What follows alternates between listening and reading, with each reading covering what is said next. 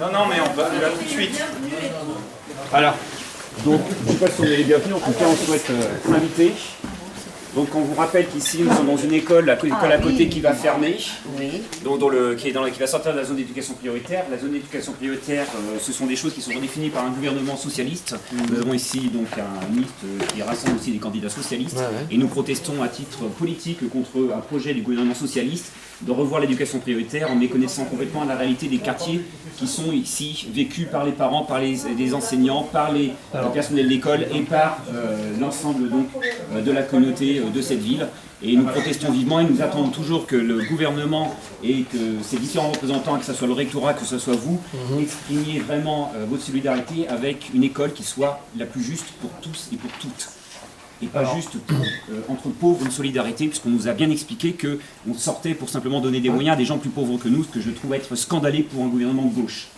Alors, si vous voulez qu'on parle sérieusement de la situation, parce que c'est un cas qui est difficile et qui est un cas sérieux sur lequel on souhaite pouvoir avoir une vraie discussion, après, on peut soit prendre un moment, si vous voulez, dans la semaine pour qu'on en parle, ou alors, si l'objectif c'est seulement de casser la réunion, les choses sont un peu différentes, mais nous on est à disposition pour en parler, d'autant plus qu'il y a des conventions qui ont été signées.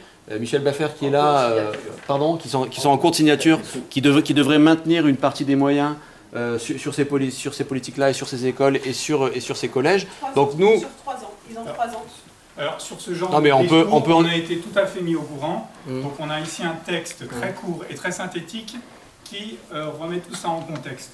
C'est une lettre qui est adressée au gouvernement, et on sait que, je crois que vous connaissez pas mal la députée par exemple, donc il y a des canaux pour passer ces informations auxquels on tient, et donc on va vous en donner lecture, ce qui permettra de recontextualiser précisément les choses. Non, mais alors, je me permets de reposer la question. Est-ce que l'objectif de votre intervention, c'est que l'on parle sérieusement de ce problème-là, et ce sujet-là, et nous on est à disposition pour le faire quand vous voulez dans la semaine, sérieusement, on prend 2 heures, on se met autour d'une table, on évoque ça, ou est-ce que l'objectif c'est de venir pour bloquer la réunion? Parce que si c'est pour bloquer la réunion, on peut l'arrêter.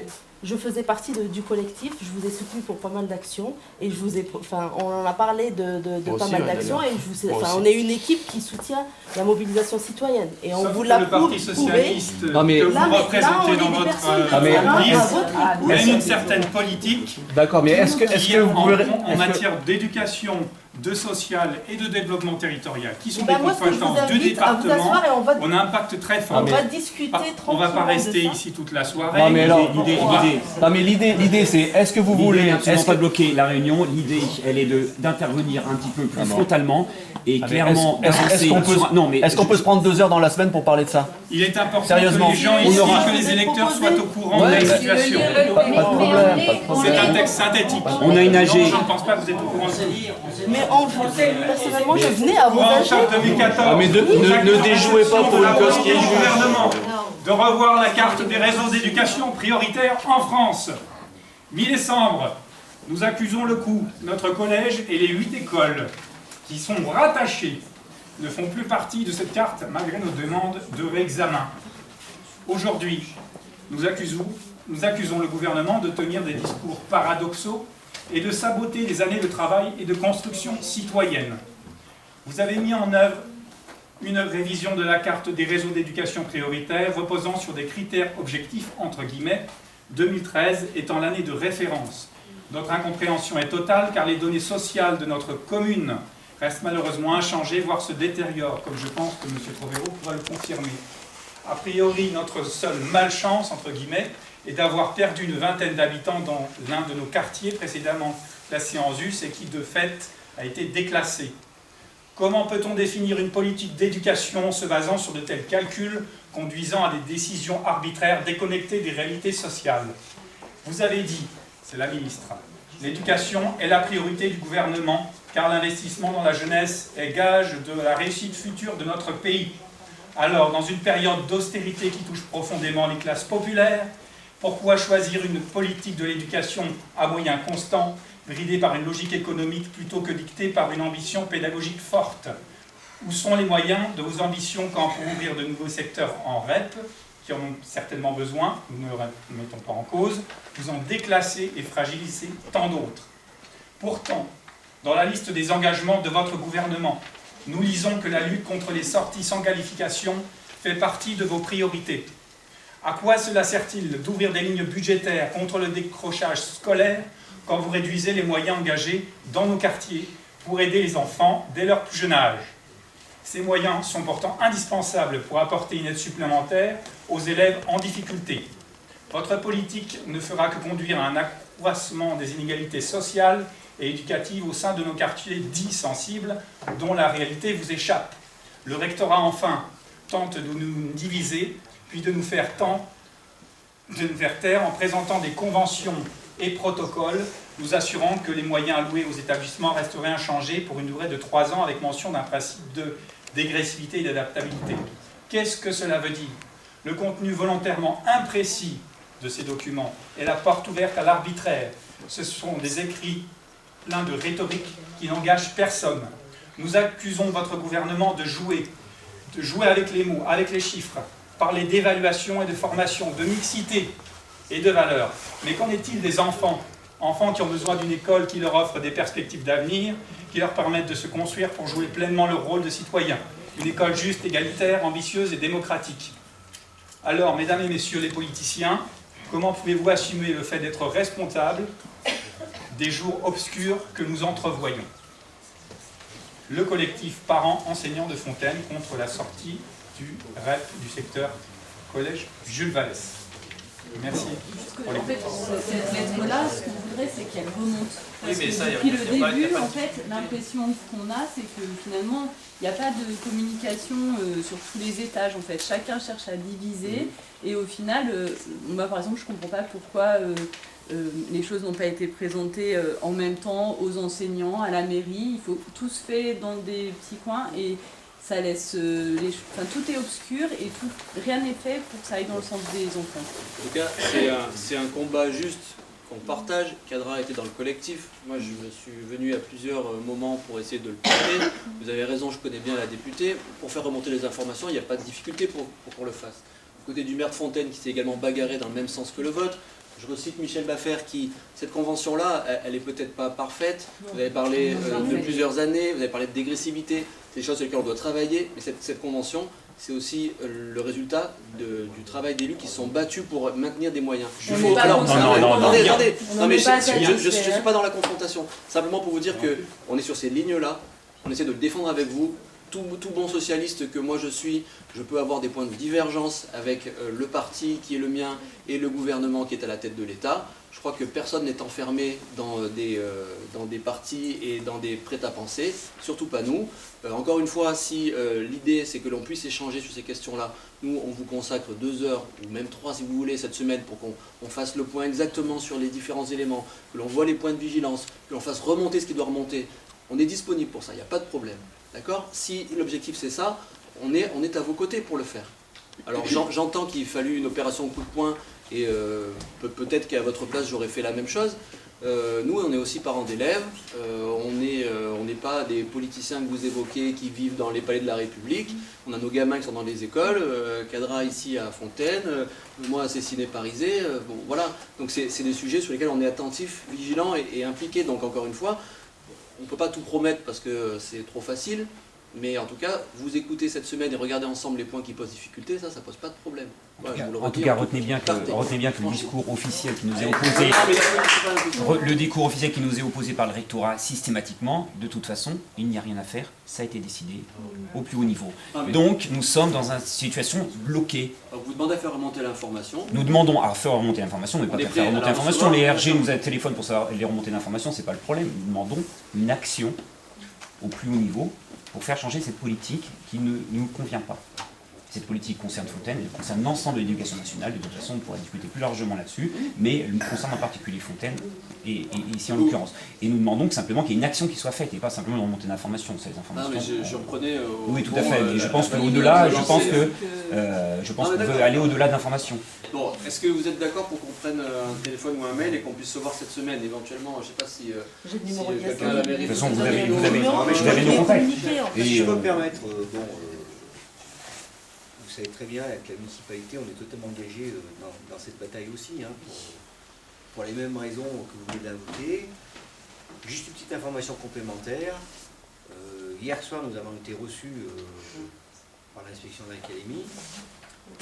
Nous avions demandé la présence des parents, ils n'ont pas souhaité que les parents soient présents. Non mais là-dessus, on a volontairement fait les choses de façon à ce que effectivement ça soit segmenté. Bon, d'un autre côté, le maire et avec l'adjoint et le service, nous sommes allés à la rencontre.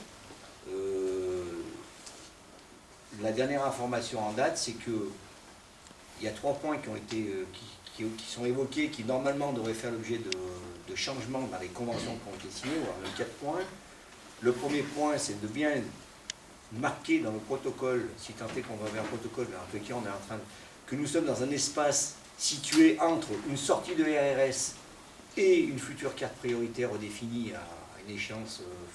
Donc on n'est pas dans une dégressivité des moyens, mais bien dans une continuité de moyens sur une période donnée, de manière à ce que ça ne soit pas considéré comme une sortie de RS, mais comme un entre-deux avec une future carte à redéfinir. Bon.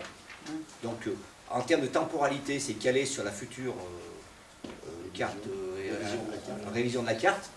Donc ça, il n'y a pas une notion de temporalité, parce que la révision peut avoir lieu dans 2 ans comme dans 4 ans, d'après ce que j'ai compris. Donc voilà, donc il y a ça. Deuxièmement, ça sera bien une convention dans laquelle la ville s'impliquera par signature du maire. Il faut quand même savoir que la ville va s'engager en étant un peu le garant de l'interface entre les moyens et puis le gouvernement et le rectorat pour le coup. Que la notion de dégressivité, elle ne figurera plus dans les conventions. Donc plus de temporalité. Sauf à dire qu'on atteint la future carte. Un entre-deux qui n'est pas une sortie de RRS, hein, c'est pas la conclusion d'une sortie de RRS, et des moyens pour le coup qui ne seraient pas dégressifs et qui ne seraient pas non plus liés à la spécificité de chaque école. Puisqu'il y avait ça aussi qui nous inquiétait. Donc on aura un protocole tronc commun et les spécificités en annexe seraient celles qui sont liées à la problématique de l'école sur des projets pédagogiques liés à l'école. Voilà la base des discussions d'hier soir.